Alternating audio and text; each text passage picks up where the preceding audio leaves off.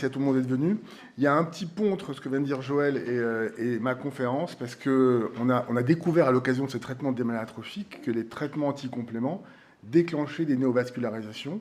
Et donc finalement, de patients qui avaient des atrophies géographiques maculaires, il y a environ 15 à 20% des patients qui développaient des néovaisseaux. Donc on leur déclenchait une deuxième maladie qui était improbable. Et donc ça crée un pont entre deux pathologies, ce qui nous fait penser qu'on a encore beaucoup d'avenir pour tous ces médicaments, et en particulier les nouveaux traitements. Alors les nouveaux traitements dans la DMLA exudative, c'est aussi un intérêt épidémiologique, parce que si on en parle, et si l'histoire change, et s'il y a de plus en plus de molécules, c'est parce qu'il y a de plus en plus de patients. La croissance est exponentielle. Les projections à l'aube de 2040, c'est toujours presque 300 millions d'humains atteints de DMLA. C'est un anglicisme, la DMLA, AMD, qui regroupe les formes atrophiques et les formes non atrophiques, géographiques, exudatives, et quelques précurseurs. Mais globalement, statistiquement, on estime que 10% de ces patients auront une forme exudative, donc avec des piqûres anti-VEGF comme on les connaît. L'histoire a commencé il y a près de 20 ans, avec 3 molécules que tout le monde connaît. On a commencé avec l'Avastin, commercialisé par le laboratoire Roche, qui était pour cancer colorectal, pour un petit médicament qui a été extrapolé dans la DMLA, puis le Lucentis, puis la LEA. Et petit à petit, le temps passant, on a voulu chercher plus loin, et on s'est posé les premières questions des protocoles. Quand on parle de DMLA exudative, il faut savoir que l'intérêt, c'est l'amélioration de la vision, mais également traiter les patients à un délai d'espacement acceptable. Et au début, le Q4, qui est un mot qui n'est pas très joli, ou WIC4 ou S4, c'est l'intervalle de retraitement. Donc il y a 15 ans, on traitait les patients tous les mois. Avec l'arrivée de la aflibercept, on a traité les patients plutôt tous les 2 mois. Et petit à petit, on a commencé à creuser en se disant, nous, on veut en DMLA voir les patients moins souvent, les traiter moins souvent et les faire pérenniser et les stabiliser le plus souvent possible sur des longues durées d'action. Et petit à petit, on a commencé à faire des séries d'études en se disant, est-ce qu'on peut aller plus loin, plus loin, plus loin avec ces molécules? Et on était bloqué puisque le protocole était limitant. Et donc est venue naître une nouvelle série, une nouvelle génération anti-VEGF. Et comme toute classe thérapeutique, dans toute spécialité, il y a une première génération, la page se tourne et on arrive à une deuxième génération. La deuxième génération se pose autour de 3 questions. Est-ce qu'on va mettre plus de doses et est-ce qu'on va pouvoir les traiter moins souvent? Et donc 3 industriels ont fait 3 réponses différentes. Le brolucizumab du laboratoire Novartis s'est dit on va faire une molécule plus petite, plus concentrée, avec un délai d'action plus long. Le laboratoire Bayer, qui développait l'AEA, s'est dit nous, on a une molécule qui agit suffisamment. Est-ce qu'on peut tester avec cette molécule un délai d'action plus long dès le départ? Et donc en 2018, avec une étude qui s'appelait Altair, qui était une étude internationale, ils ont commencé à ouvrir une petite brèche en disant non, les limites qu'on s'était données 5 ans, 10 ans auparavant, on les balaye et on va aller plus loin avec la même molécule pour avoir un intervalle de traitement plus long. Donc on a commencé à se dire, avec la même molécule, c'est pas tous les 2 mois, c'est tous les 3 mois, voire tous les 4 mois. Ils avaient des premiers résultats qui montraient que plus de la moitié des patients dépassaient 12 semaines. 12 semaines, c'est 3 mois. Et donc avec la même molécule, qui nous avait vendu 10 ans plus tôt en disant c'est 8 semaines, 10 ans plus tard, ils nous disent non, finalement, ça peut aller plus loin. Donc on commence à fendre la brèche et on se pose des questions. Ils nous disent, 10 ans plus tôt, on avait déjà utilisé cette molécule avec une haute dose, 4 mg, ça avait bien marché, avec des résultats intéressants. On a un modèle animal chez le lapin qui avait montré une efficacité importante. Donc, les amis, on va vous trouver une nouvelle molécule, et donc c'est l'aflibercept 8 mg. Enfin, le laboratoire Roche, lui, a cherché une autre piste. Alors c'est intéressant parce que la conférence, c'est des nouveaux anti-VEGF, et quand on parle du faricimab, on pourrait dire que ce n'est pas totalement un anti-VEGF, parce que comme vous le voyez, il vise à bloquer la perméabilité endothéliale des VEGF, de tous les isoformes, mais il bloque aussi l'angiopoïétine. Donc on ne peut pas dire que c'est un anti-VEGF, c'est un anti-VEGF et anti-angiopoïétine. Et par vulgarisation, on dit qu'il fait partie de la classe thérapeutique des anti-VEGF. Quoi qu'il en soit, comment ça marche? Le brolu est étudié avec signe d'induction, toujours tous les mois, dose de charge, versus l'aflibercept. On montre que les résultats sont bons. Plus de 50% des patients ont un régime Q12 trimestriel, tous les 12 semaines. C'est très bien, mais patatras, beaucoup d'inflammation. Et donc on commence, avec la nouvelle génération, à ouvrir un nouveau pan de problèmes. La première, on ne s'était pas posé ces problèmes-là. La nouvelle génération, ils ont tous eu un warning, c'est la clignoté partout, inflammation, inflammation, inflammation. C'est le brolu qui a ouvert la danse, malheureusement, et qui a pris tous les sujets de discussion avec des publications, qui a retardé sa commercialisation et qui a montré qu'il y avait beaucoup d'inflammation. Alors en France, on a fait des études post-commercialisation, études Talon, études Swift, on a traité beaucoup de patients, on a essayé de chercher s'il y avait de l'inflammation, on s'est dit, bon, ben, en vraie vie, est-ce qu'on va le trouver? Est-ce que ce médicament est si compliqué à utiliser que ça? Et en réalité, il est bon en efficacité parce qu'il agit plus longtemps que les autres. Donc on arrive à être trimestriel versus bimestriel d'avant, voire quadrimestriel, 16 semaines. Mais malheureusement, on arrive également à retrouver des IOI, de l'inflammation d'environ 4,4% des patients.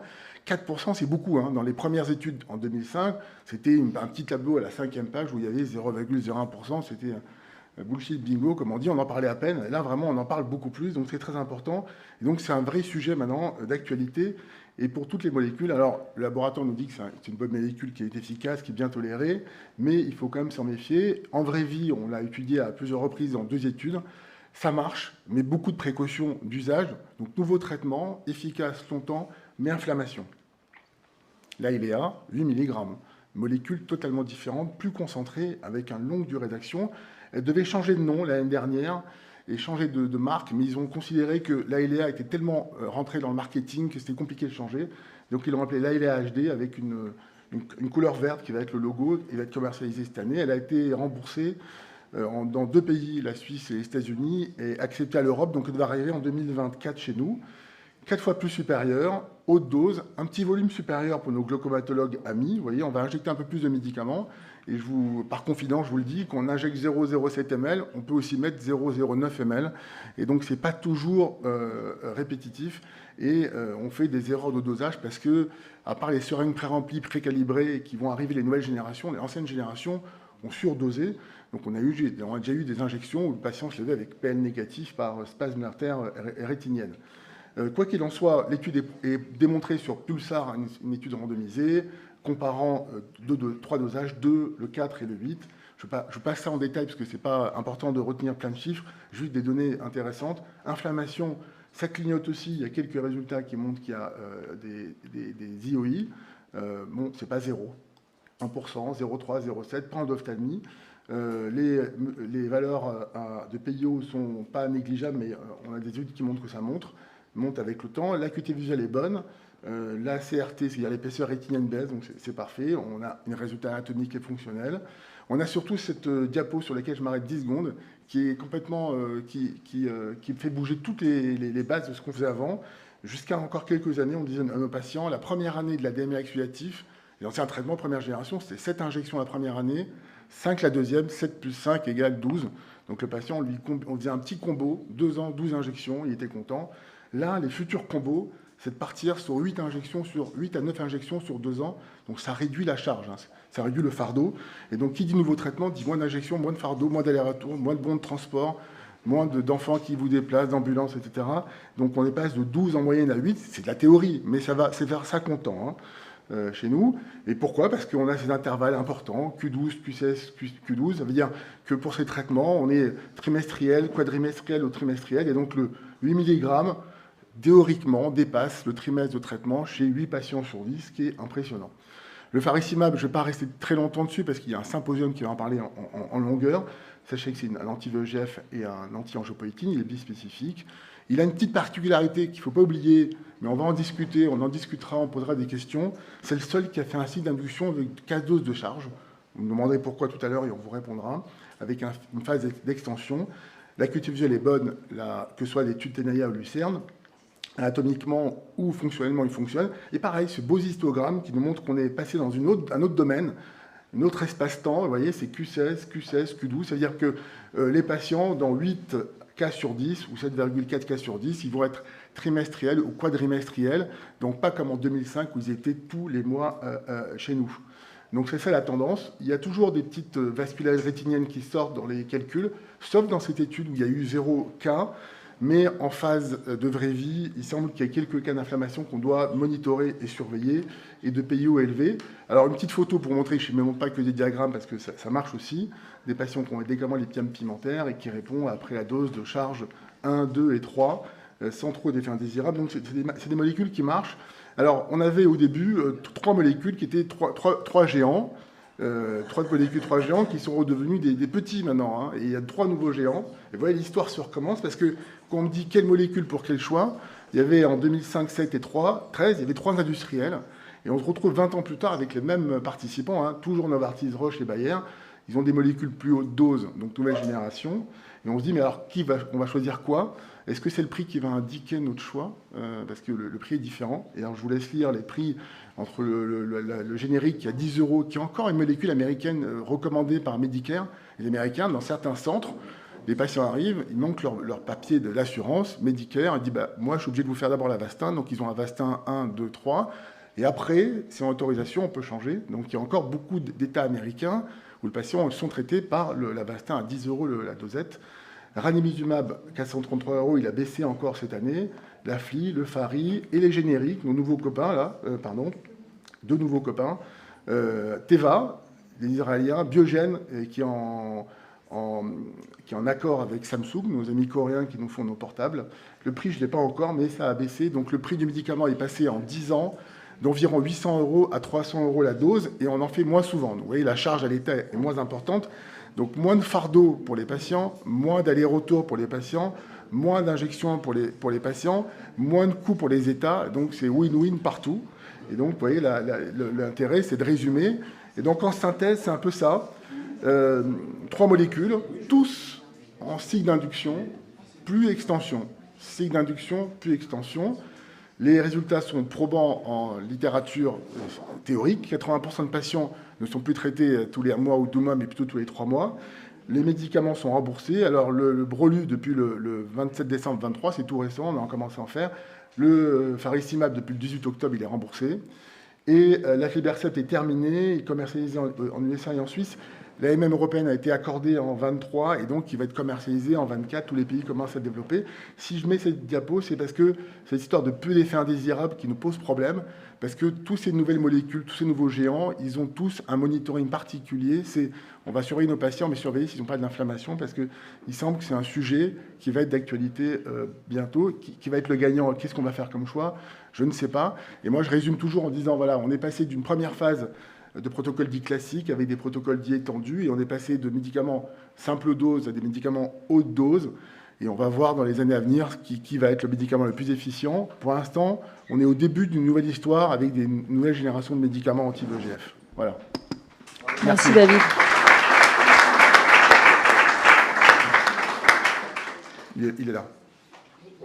Bravo, bravo pour cette présentation remarquable. Moi, j'avais juste une question.